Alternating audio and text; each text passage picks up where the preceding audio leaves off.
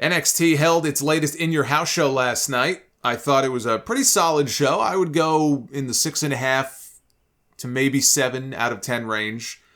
Legado del Fantasma and Tony D'Angelo's crew, they have been at war now for weeks. Got some mob wars. The two teams met on Escobar's yacht on Tuesday to discuss their match, and they agreed that the losing team would have to join the opposing team to put an end to this war. So they opened the show with this. Tony D and his boys, Stacks and Two Dimes, beat Legado. Joaquin Wilde of Legado del Fantasma, he used Tony D's pipe. Not that one, the one that he carries around with him every week. He used the pipe on Stacks, but Tony D'Angelo used Escobar's brass knuckles on Wilde.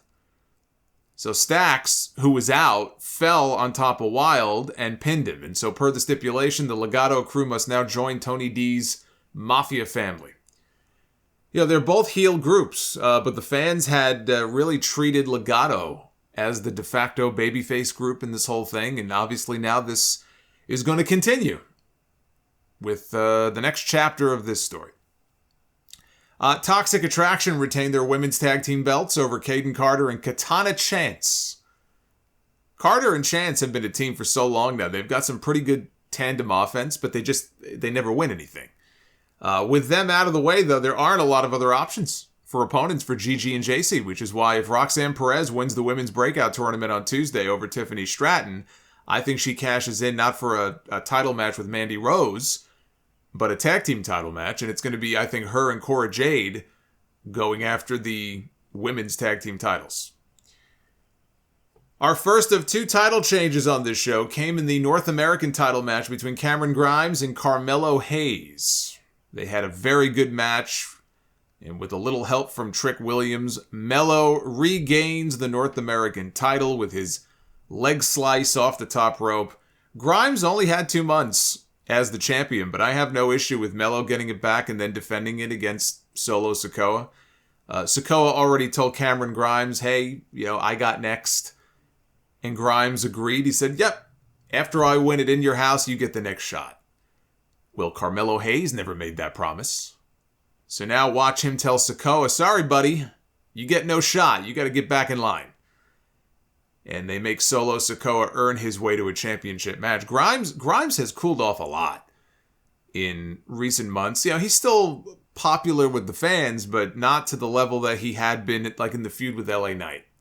He's cooled off a lot. I still feel like under the right circumstances, he could be a great underdog babyface on the main roster. If I trusted them not to look at him and just write him off because he's too small. And, Carmelo Hayes isn't a big guy either. And he's got loads of talent, but even somebody like Carmelo Hayes, who should be a can't-miss prospect, I think it's going to be a challenge for him based purely on his size. Mandy Rose retained her NXT Women's Championship over Wendy Chu. I'm not a fan of the gimmick, but Chu had her working shoes on here. This was a better match than I expected it to be, just based on the build-up. The build-up to this has been fucking terrible. But they went out there and they had probably, I don't know if it's the best or one of the best Mandy Rose matches that she has had since winning the title. The right outcome, though, with Mandy going over, I'm thinking maybe we see Ivy Nile from Diamond Mine go after the title next. The Creed brothers finally did it. They are the new NXT Tag Team Champions with a win over Pretty Deadly in the match of the night. Roderick Strong had put them on notice on Tuesday and said that if you don't win these titles, you're out of Diamond Mine.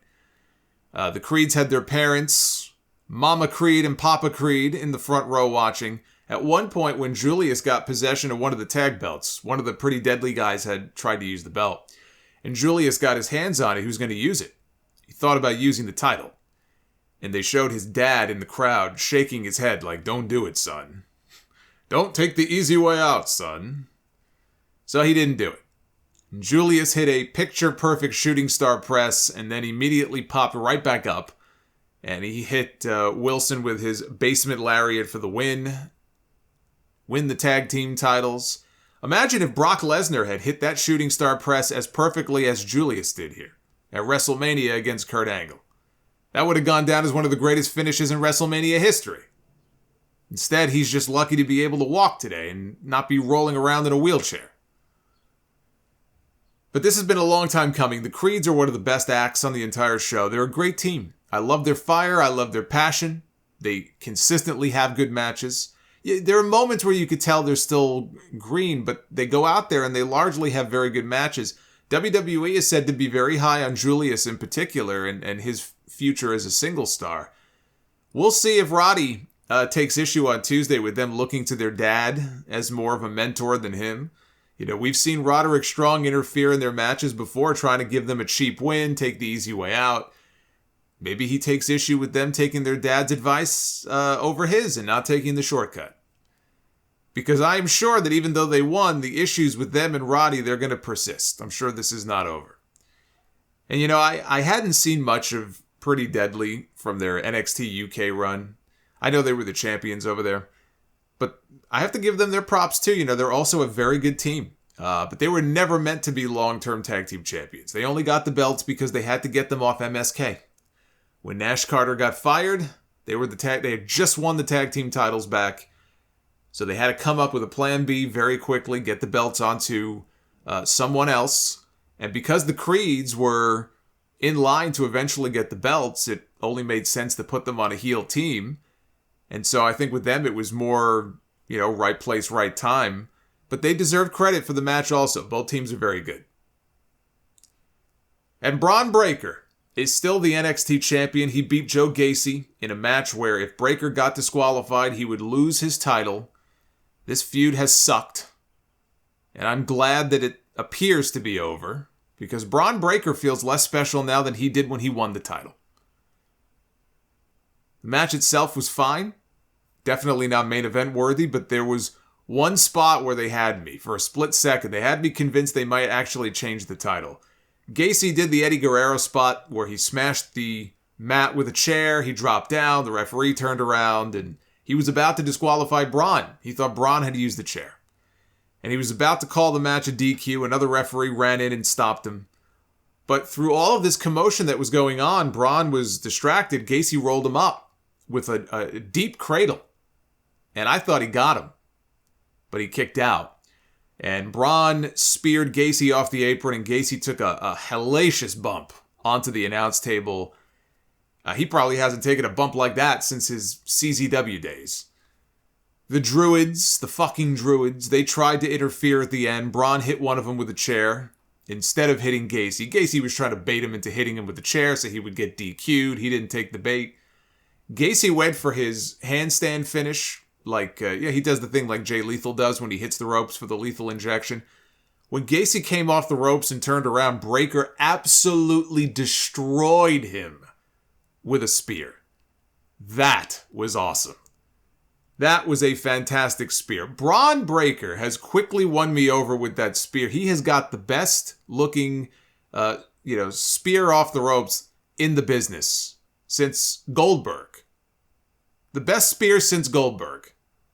Better than Roman Reigns, better than Edge, better than anybody else I can think of. It just looks tremendous. And then he finished him off with his Gorilla Press Power Slam finish. I thought since Carmelo Hayes lost the North American title a couple of months ago that they were getting him ready for a program with Bron Breakker. He could challenge for the top title. But then Melo won the belt back on this show. So I don't know who they go with next for Bron. Knowing them, they'll probably go with Von Wagner. But the champions right now in NXT are Bron Breakker, Carmelo Hayes, the Creed brothers, and Toxic Attraction. All of them can be stars outside of NXT. How many of them will be? I think it'll be hard to screw up Bron Breakker, but they've had him fighting Druids for the past month. So it's not like they haven't tried. But they've got a good core. They've got a good core of talent there. They also announced the Great American Bash episode of NXT will be taking place on Tuesday, July 5th.